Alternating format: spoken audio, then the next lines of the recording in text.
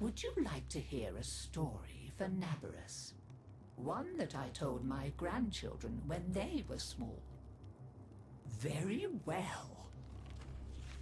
Long ago, in the Orokin days, a golden people lived in spoiled luxury.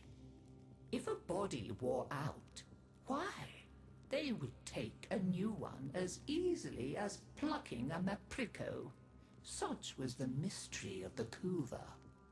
So, what became of death and disease? Oh, they were abundant, but not for the Orokin. They were above petty death. Such was their contempt that they decreed a special day on which to make fun of it. On Nabarus, the night of memory, the shining people laughed at death.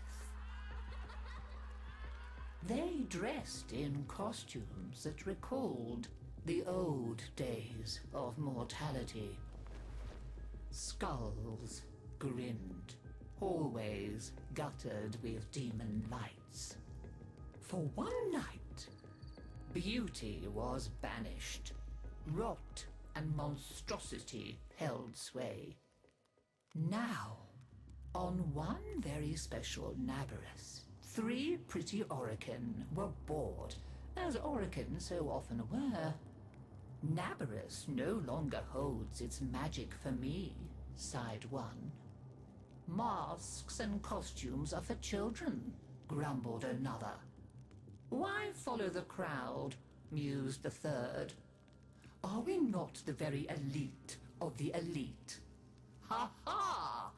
Up, my Kissingtons, my luscious loves. Send for blue Kuva and hot lights. I have a sport that will mend all. And in the corridor, behind a curtain, a solitary silent girl heard them and said nothing. Then the 3 were very wicked.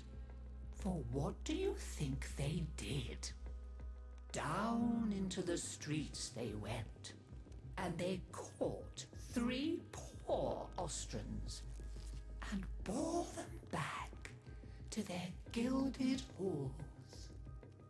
One they peeled like a fruit and decked out with glassy splinters, and his naked jaws went chitter-chatter-snap. And it echoed all around. Scarlet footprints he left. Another's limbs they twisted and wrenched his neck, and made a bundle of him until he scuttled upsy-downsy like a horrid crab, with his sockets all empty and his stretched-out nose snuffling. The third they pulled thin in hand and foot. She walked spindly-wise on long tiptoes like a spider, and her entrails hung delicately down. She whispered, split-tongued and hissing as she went. Fine costumes we've made, chortled the 3 Orokin. Let us now try them on and visit our friends. What shrieking there will be! Oh, our names will live forever in the court for such a prank as this. Now, the silent girl brought them their blue Kuva, so they could take on these twisted bodies for only a short time before returning to their own. They drank and slept and woke in their 3 horrid forms. Off they went down the stairs, out the door, into the city, into the night of banners and masks and wild hilarity. Chitter-chatter-snap, scuttle-buttle, whispery-hispery.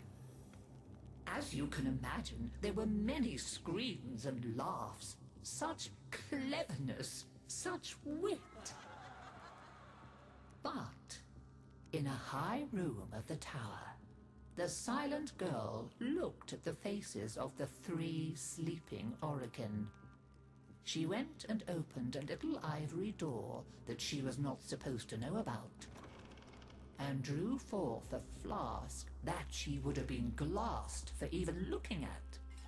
A flask of crimson Kuva, the scarlet seal upon continuity, permanent.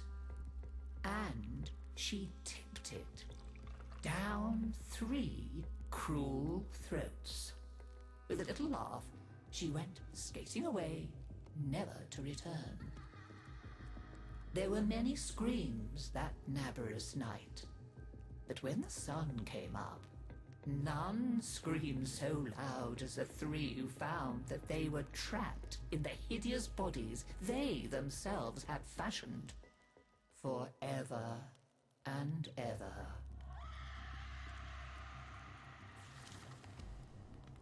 So, listen carefully, Tenno, and beware, for you may hear them coming tonight. Whispery-hispery on long stalking bones, scuttle-buttle with his eyes all empty, and skinless, dripping-handed, chitter-chatter-snap. Happy Nabberers!